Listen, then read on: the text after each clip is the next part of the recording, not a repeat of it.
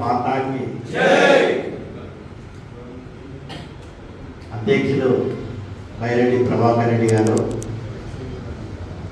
వేదిక మీద ఉన్నటువంటి భారతీయ జనతా పార్టీ పదాధికారులు, తిరంగా యాత్ర టోలీ నాయకులు, ఇచ్చేసినటువంటి కుటుంబ సభ్యులందరికీ నమస్కారం. హర్ ఘర్ తిరంగా ఈ యొక్క జిల్లా వర్క్షాప్లో ఇచ్చేసిన మీ అందరికీ కూడా విషయం అర్థమైంది. హర్ ఘర్ ప్రతి ఇంటి మీద జాతీయ జెండా ఎగరేయాలి. ప్రతి ఇంటి మీద మొదలు మన ఇంటితో స్టార్ట్ కావాలి, తర్వాతనే ప్రజలకు వెళ్ళాలి. మనం ప్రతి ఇంటి మీద జాతీయ జెండా ఎగరేస్తాం. జాతీయ జెండాను మన వీధిలో వితరణ చేయాలి. అందరికి కూడా మనం జాతీయ జెండాకి ప్రతి ఒక్క పౌరుడు ఈ యొక్క జాతీయ జెండా ఆవిష్కరణ కార్యక్రమంలో పాల్గొనేలాగా చేయాల్సినటువంటి బాధ్యత మనందరికీ ఉన్నది. జాతీయ జెండా యొక్క ప్రాముఖ్యత మనందరికీ తెలుసు. ఈరోజు జాతీయ జెండా కావచ్చు, వందే మాతరం గేయం కావచ్చు, జనగణమన కావచ్చు, ఈ మూడింటికి ఎక్కడ అవమానం చేసినా కూడా అది శిక్షార్హులుగా ట్రీట్ చేస్తారు. మన వందే మాతరం కూడా పార్లమెంట్లో యాక్ట్ కాబట్టి. సో ఈరోజు ఈ యొక్క జెండా ఆవిష్కరణ వందే మాతరం స్ఫూర్తిగా మనం హర్ ఘర్ తిరంగా యొక్క కార్యక్రమాన్ని టేకప్ చేసాం. మనందరికీ తెలుసు జాతీయ జెండా పుట్టు పూర్వతరాలు చాలా పెద్దది. మన తెలుగు వాడే ఇది రూపకల్పన చేసినట్టు పేరు చెప్పాలి, పెంగిలి వెంకయ్య గారు. యథార్థంగా అదే ఉన్నదా ఇప్పుడు మనకు? ఆయన రూపకల్పన చేసిందే ఉందా? వారు దాదాపు 1922-20లో ఒక గాంధీజీ గారు విజయవాడ వచ్చినప్పుడు అది రూపకల్పన చేశారు. ఏమని? పైన ఎర్ర కలరు, కింద గ్రీన్ కలర్. ఇది తీసుకొని వెళ్తే గాంధీ గారు దాంట్లో ఆయన రాత్నం ఉంది కదా, చెక్కు ఆ దాన్ని మధ్యలో పెట్టించారు. తర్వాత అసలుకి హిందువులకు రంగు చిహ్నం కాషాయం అని సూచించగానే మళ్ళీ ఎరుపు దంపు తీసేసి పైన కాషాయం, మధ్యలో చెరుకు రాట్నం, ఇది కింద గ్రీన్, వైట్ లేదు అని వెళ్ళి ఇది పైన హిందువులకు, కింద ముస్లిం కమ్యూనిటీస్. అప్పుడు గాంధీజీ గారు అన్నారా, ఇది రెండే ఉన్నాయా మన దేశంలో?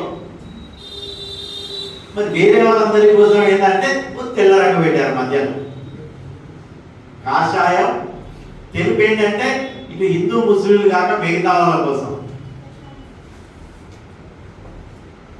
తర్వాత పింగిల్ వెంకయ్య గారు ఇది చేసిన తర్వాత మార్పులు 1947 కాన్స్టిట్యూయెంట్ అసెంబ్లీ, అప్పుడు పార్లమెంటును కాన్స్టిట్యూయెంట్ అసెంబ్లీ అనేది 47లో దీన్ని ఆమోదించే ముందు సురయా నార్జీ ఆమె లేడీ, మన హైదరాబాద్లోనే పుట్టింది. ఆమె దాన్ని మాడిఫై చేసేటప్పుడు ఆమె భర్త అశోక చక్రాన్ని పెడితే బాగుంటుంది అని గాంధీజీ గారిని ఒప్పించి అశోక చక్రాన్ని మధ్యలో పెట్టించి ఇప్పుడు మనం చూస్తున్నటువంటి జాతీయ జెండా ఏదో పైన కాషాయం ఏంది? హిందువులకు ప్రతీకని కాదు, ధైర్యానికి సాహసానికి ప్రతీక కాషాయం. మధ్యలో తెలుగు శాంతికి సంరక్షణకు గుర్తు, కింద ఏదైతే ఆకుపచ్చ ఉన్నదో ఇది సమృద్ధికి, దేశ పురోగతికి చిహ్నంగా భావించి, అశోక చక్రం ధర్మానికి సంకేతం. మనకు అశోక చక్రం తెలుసు కదా మనకు, అశోక రాజ్యంలో అశోకుడు ఏ విధంగా పరిపాలించిందో ఆ ధర్మరీతిగా పరిపాలన చేయించడానికి అన్నిటి కలిపి ఇది చిహ్నంగా ఉండాలని మనం అప్పటి నుండి ఈ జాతీయ జెండా చూడగానే మనకు ఒక విధమైనటువంటి జాతీయ భావం పుట్టిబడాలి. ఎవరు దీన్ని అవమానపరచొద్దు.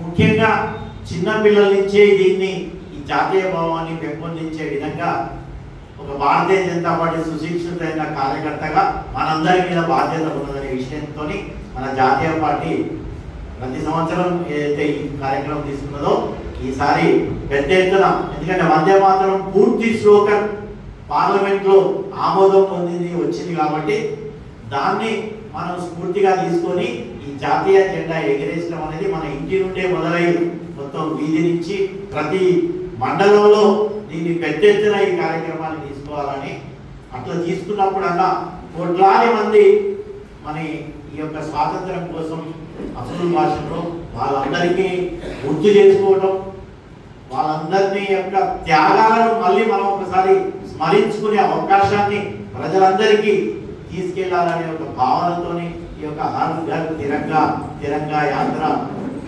పేరు మీద ఈ కార్యక్రమం తీసుకున్నాం. నాకు పూర్తి నమ్మకం ఉన్నది, భద్రాద్రి కొత్తగూడెం జిల్లాకు రాష్ట్ర పార్టీ ఏ కార్యక్రమం ఇచ్చినా కూడా మనమే నెంబర్ 1 ఉంటున్నాం అనేది అది నాకు గర్వకారణంగా నేను ఫీల్ అవుతున్నా. ప్రతి దాంట్లో మొన్నటి మన్ కీ బాత్ కావచ్చు, ఎస్ఐఆర్ కార్యక్రమం కావచ్చు, ఏ యొక్క కార్యక్రమం యూ నేమ్ ఎనీ ప్రోగ్రామ్, దాంట్లో మొన్న సింగరేణి భరోసా యాత్ర కూడా మన రాష్ట్ర పార్టీ మనకు మంచి కితాబు ఇచ్చింది. చాలా బాగా చేశారు మీరు అన్ని కార్యక్రమాల్లో వాళ్ళు. ఎందుకంటే మన ఒక్క కార్యక్రమం కాదు కదా, ఇక్కడ నుండి మనగూరు నుంచి వాళ్ళు భూపాలకు వెళ్ళి అలా తాడిచెర్ల నుంచి మంచిర్యాలలో ఎండ్ అయింది. అన్ని కార్యక్రమాల్లో మనదే నెంబర్ 1గా వాళ్ళు ఈరోజు రాష్ట్ర పార్టీ అభివర్ణించిందంటే అది మనందరికీ, మీ అందరికీ ఆ యొక్క గర్వకారణంగా మనం ఫీల్ కావాలి. ఎందుకంటే ఏ కార్యక్రమం విజయం వెనుకాల కార్యకర్త యొక్క పట్టుదల అంకిత భావంతోనే అది విజయం వెళ్ళదు. ఒక నాయకుడు స్లోగన్ అయిననే అది కాదు. ప్రతి కార్యకర్త ఇది నాది, నా సొంతం, నా కార్యక్రమం ఇదని భావించినప్పుడు మాత్రమే ఇది విజయవంతమైంది. కాబట్టి ఇదే విధంగా ఇదే స్ఫూర్తితోని మనం ముందుకెళ్ళాలి.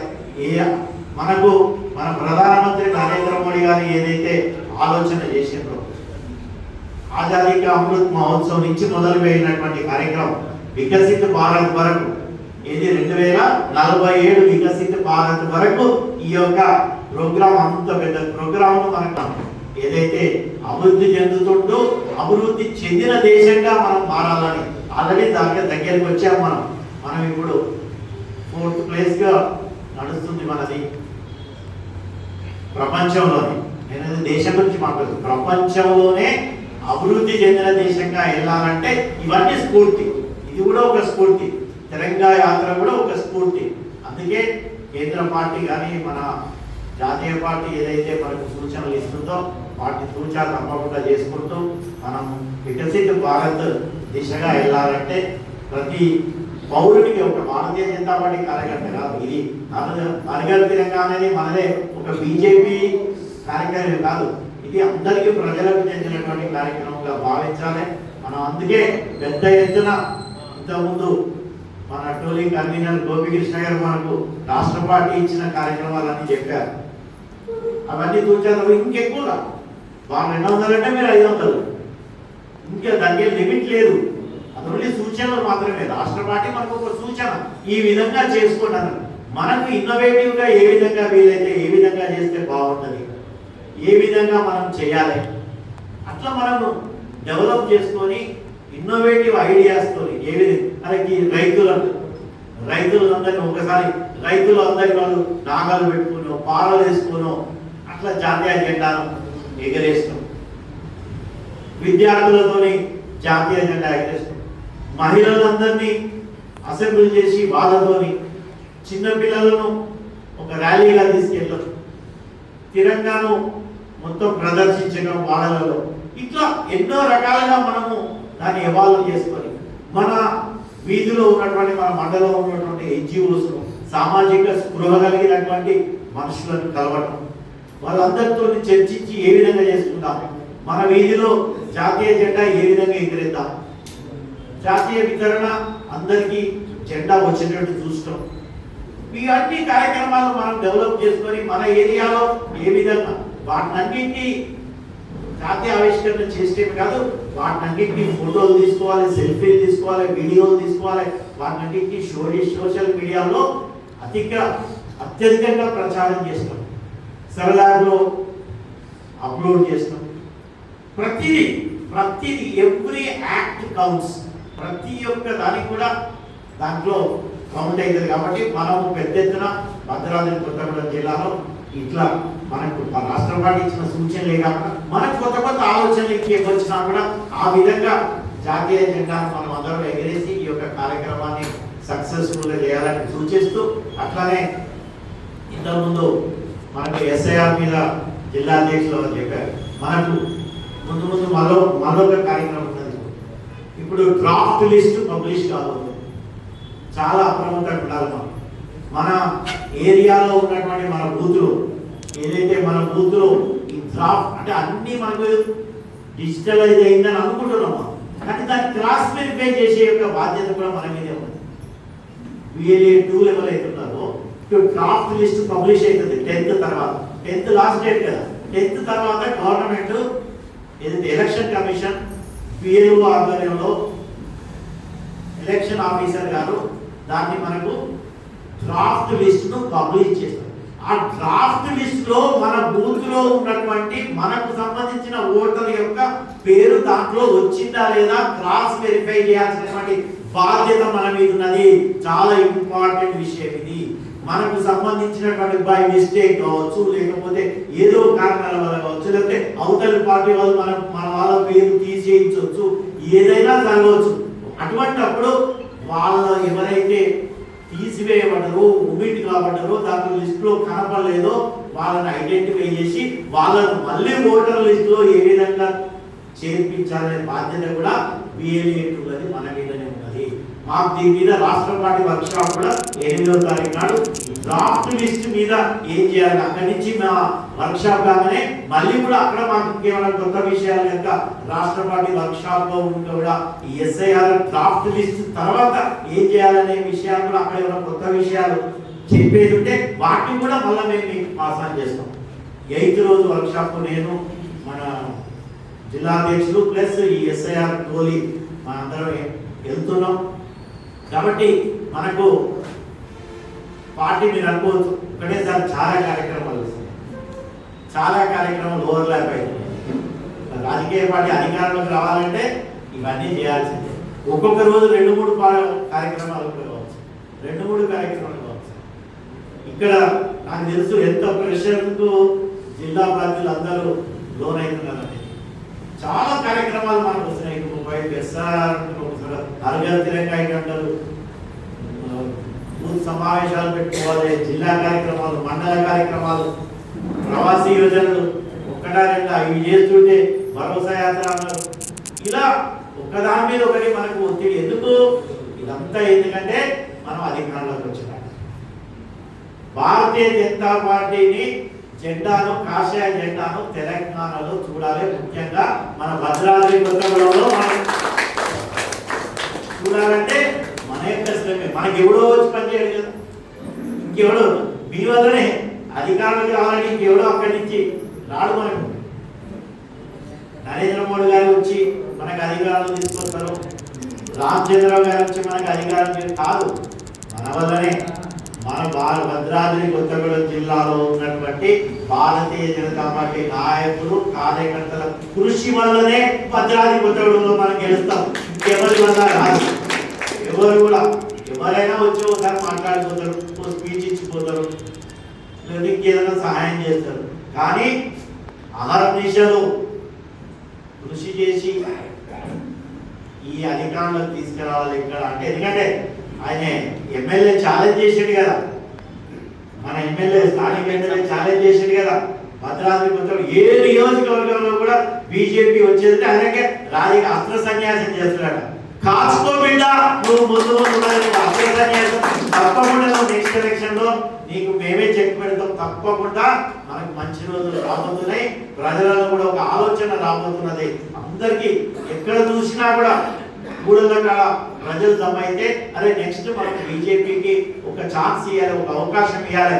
ఎందుకంటే అన్ని పార్టీలకు అవకాశం ఇచ్చినాం మనం.